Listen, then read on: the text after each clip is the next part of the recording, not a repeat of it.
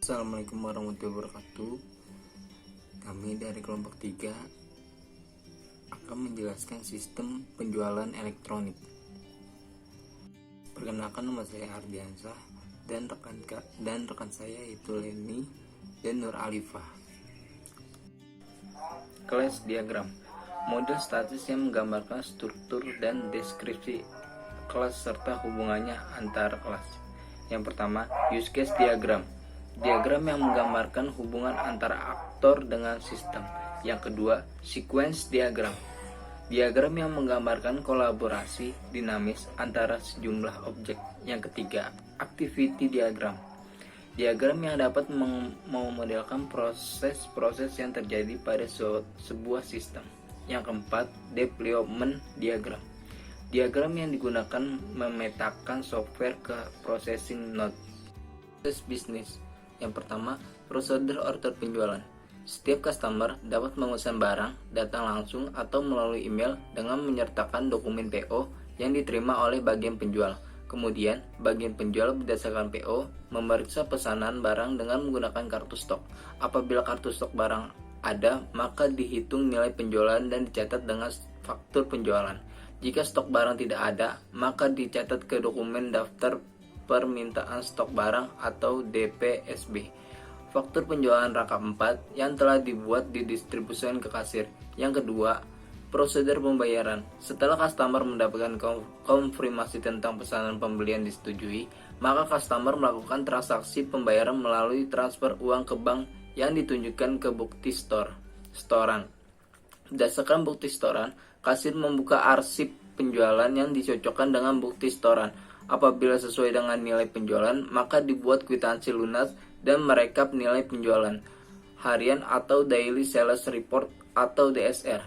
Distribusi dokumen-dokumen berdasarkan nilai transaksi penjualan sebagai berikut. Untuk kwitansi dan faktur penjualan diberikan kepada customer, kemudian kopi kwitansi diserahkan kepada bagian akunting. Gudang dapat mendapatkan tembusan pengeluaran barang dari kasir sesuai barang yang dipesan, dan kopi faktur diberikan ke bagian penjualan. Ketiga, prosedur pengirim barang. Bagian penjualan selanjutnya membuka arsip faktur penjualan untuk mencatat barang yang akan dikirim ke dokumen surat jalan. Setelah dokumen surat jalan dan barang yang sudah disiapkan oleh bagian gudang mencatat barang keluar ke kartu gudang. Maka diberikan kepada bagian pengiriman untuk dikirim kepada customer.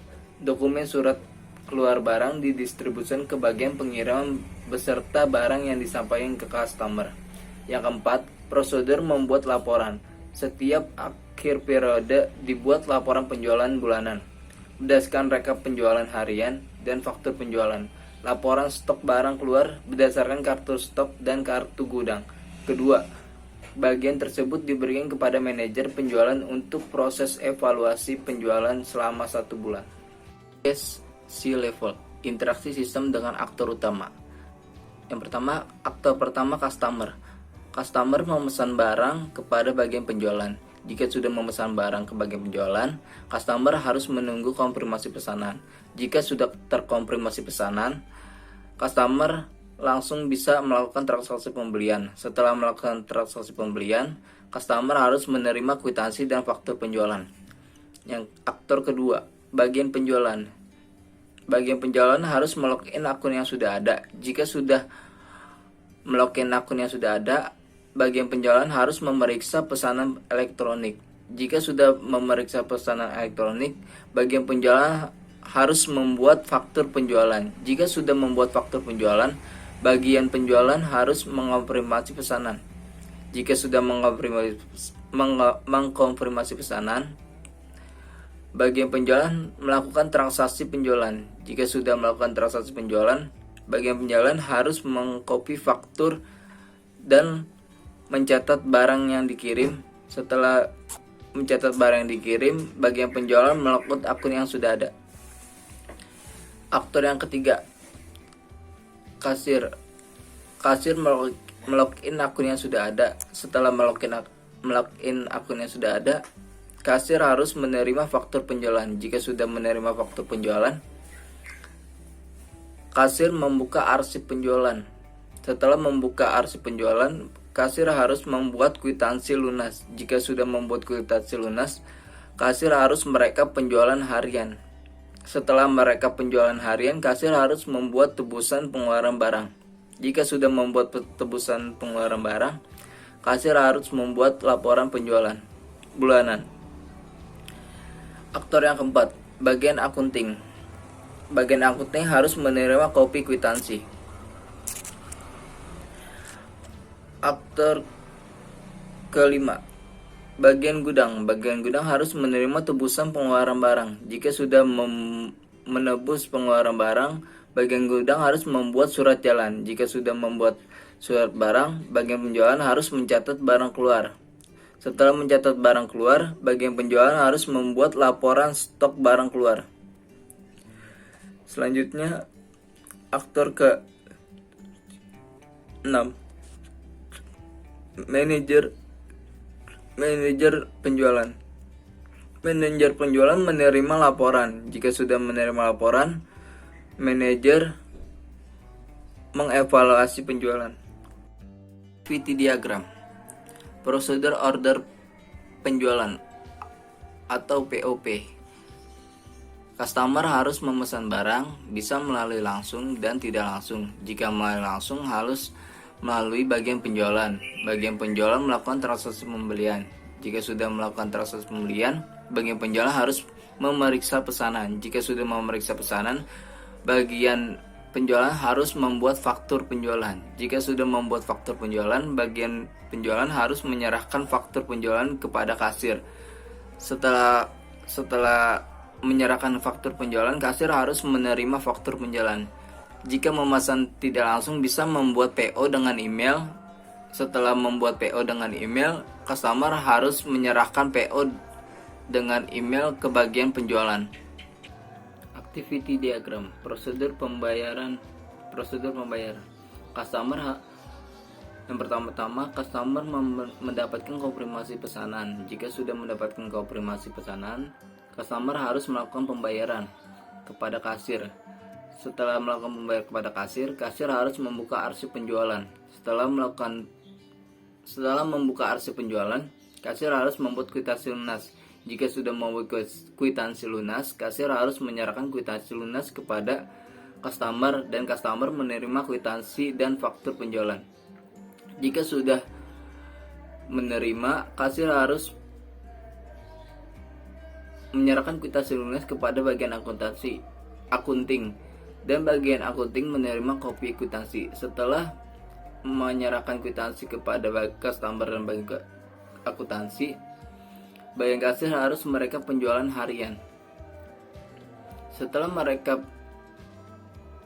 penjualan harian, kasir harus membuat tebusan pengeluaran barang. Jika sudah membuat tebusan pengeluaran barang, kasir harus menyerahkan tebusan pengeluaran barang kepada bagian gudang, dan bagian gudang menerima tebusan pengeluaran barang. Activity diagram. Prosedur pengiriman barang. Di sini kami menggunakan dua aktor, yaitu bagian penjualan dan bagian gudang. Kegiatan pertama kali yang dilakukan bagian penjualan yaitu mencatat barang dikirim. Setelah itu, bagian gudang akan membuat surat jalan dan mencatat barang keluar ke kartu gudang. Activity diagram. Prosedur pembuatan laporan. Di sini kami menggunakan tiga aktor, yaitu bagian penjualan, bagian gudang, dan manajer penjualan. Kegiatan pertama kali yang dilakukan oleh bagian penjualan yaitu rekap penjualan harian dan membuat laporan penjualan bulanan. Selanjutnya, bagian penjualan akan menyerahkan laporan penjualan bulanan ke aktor manajer penjualan. Dan kegiatan bagian gudang yaitu membuat laporan stok barang keluar dan menyerahkannya ke manajer penjualan. Lalu manajer penjualan akan menerima laporan penjualan bulanan dan laporan stok barang keluar. Berikut ini adalah tampilan kelas diagram dari sistem penjualan kami. Di sini, satu user menginput satu atau banyak transaksi. Sebaliknya, satu atau banyak transaksi diinput oleh satu user. Bagian pemesanan dan bagian customer. Di sini bagian pemesanan, satu kali pemesanan dilakukan oleh satu kali customer. Sebaliknya, satu kali customer melakukan satu kali pemesanan. Lalu bagian pemesanan dan penjualan serta bagian penjualan dan bagian laporan sama seperti bagian pemesanan dan customer. Lalu bagian yang lainnya sama seperti yang telah saya sampaikan.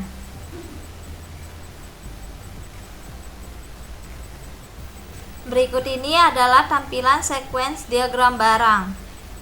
Di sini admin menambah form barang dan menghasilkan kode barang. Kemudian dari kontrol barang menghasilkan kode barang dan membuat menu barang. Pada form barang menghasilkan nama barang pada kontrol barang, dan kontrol barang menghasilkan nama barang pada barang. Selanjutnya, form barang menghasilkan harga pada kontrol barang, dan kontrol barang menghasilkan harga pada barang. Selanjutnya, form barang menghasilkan stok pada kontrol barang, dan kontrol barang menghasilkan stok pada barang. Pada form barang dapat simpan pada kontrol barang, lalu simpan pada barang. Pada form barang dapat batal pada kontrol barang, lalu batal pada barang. Selanjutnya, pada form barang dapat keluar, lalu edit dan hapus. Berikut ini adalah tampilan dari sequence diagram akun. Di sini ada aktor admin menambah form akun dan menghasilkan nomor akun pada kontrol akun, dan kontrol akun menghasilkan nomor akun pada akun. Kemudian akun akan menampilkan pesan, nomor akun sudah ada pada form akun.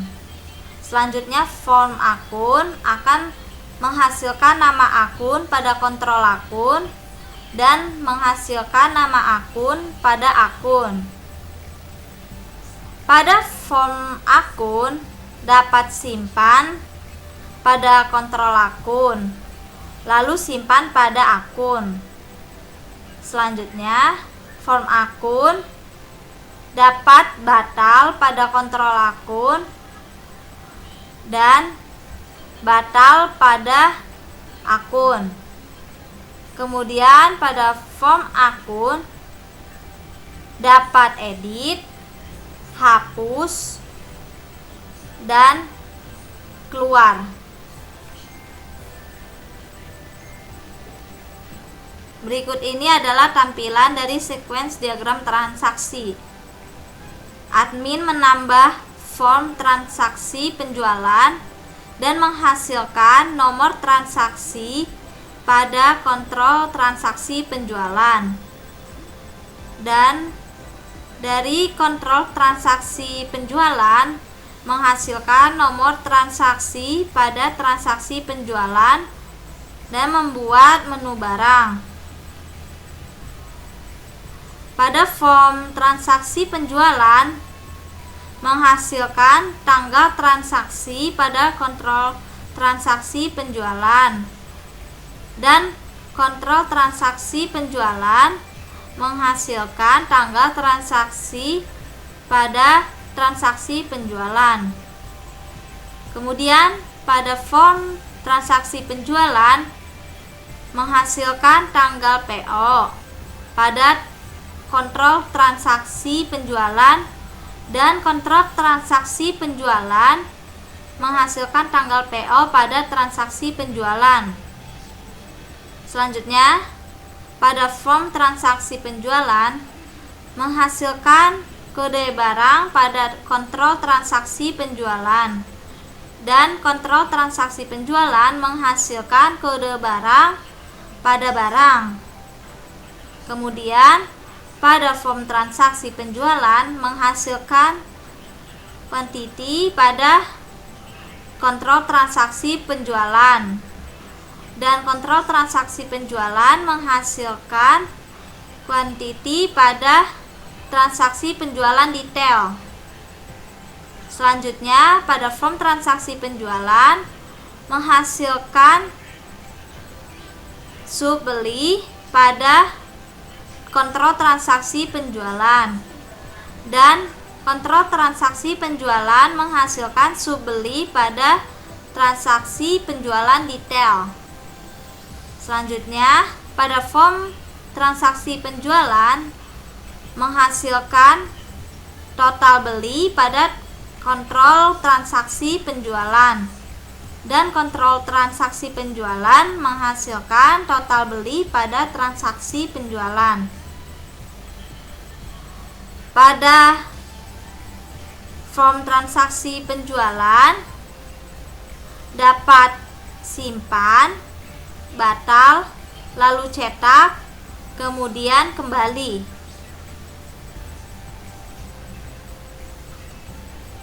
Berikut ini adalah tampilan dari deployment diagram. Di sini ada device web service, mempunyai hubungan dengan device web aplikasi penjualan. Lalu, device web aplikasi penjualan memiliki database SQL DB penjualan elektronik. Selanjutnya, device web aplikasi penjualan mempunyai hubungan dengan device XAMPP yang memiliki database CSS++ JavaScript dan web browser. Selanjutnya, device XAMPP mempunyai hubungan dengan device Client Workstation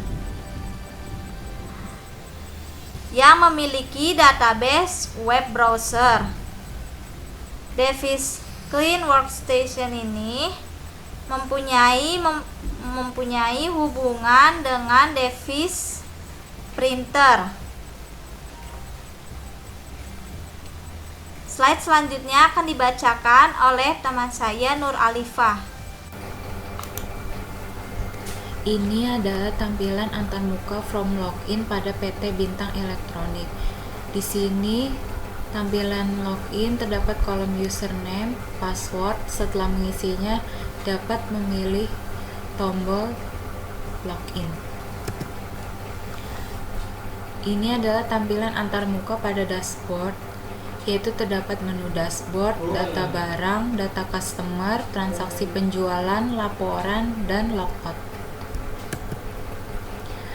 Dan ini tampilan antarmuka pada form data barang. Di sini ada kolom kode barang, nama barang, harga, stok, dan juga ada kode barang, nama barang, harga, stok, dan ada tombol back untuk kembali, insert untuk menambah, update untuk memperbarui, delete untuk menghapus, dan cancel untuk membatalkan. Dan di sini setelah itu ada view data barang. Di sini ada kode barang, nama barang, harga, stok. Aksinya yaitu terdiri dari edit dan hapus, dan juga bisa tambah data. Ini adalah tampilan antarmuka pada form data master akun, yaitu terdapat kolom kode akun, nama akun. Setelah itu bisa memilih tombol simpan atau tutup. Dan setelah itu ada view data master akun. Di sini ada kode akun, nama akun, aksi Aksi di sini ada edit dan hapus, dan bisa juga tambah data. Ini adalah tampilan antarmuka pada form data customer, yaitu terdapat kolom kode customer, nama customer, alamat, telepon, email. Setelah itu bisa memilih tombol simpan dan batal. Setelah itu ada view data customer. Di sini ada kode customer, nama customer, alamat, telepon, email, aksi, yaitu terdiri dari edit dan hapus, dan bisa juga tambah data. Tampilan antarmuka pada form data transaksi di sini ada kolom tanggal, kode barang, jumlah, harga.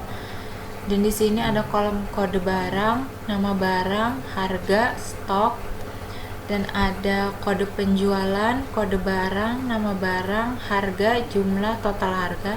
Dan di sini ada juga tampilan total, bayar, dan kembalian. Dan di sini ada tombol untuk back, untuk kembali, insert untuk menambah, delete untuk menghapus, cancel untuk kembali, dan juga refresh. Setelah itu di sini ada view data transaksi, yaitu ada nomor, tanggal, kode barang, quantity, total, subtotal, aksi, yaitu ada edit dan hapus. Dan di sini juga bisa tambah data. Ini adalah tampilan antarmuka pada form laporan, yaitu terdapat kolom tanggal awal sampai dengan tanggal akhir. Setelah itu bisa memilih tombol cetak per tanggal atau keluar. Setelah itu ada view laporan. Di sini ada tanggal periode awal sampai dengan periode akhir. Setelah itu cek berdasarkan. Dan di sini ada nama barang, kode barang, harga satuan, quantity, subtotal, harga, tanggal. Setelah itu ada tampilan total dan dapat memilih untuk print. Sekian presentasi dari kelompok kami, kurang lebihnya mohon maaf. Wassalamualaikum warahmatullahi wabarakatuh.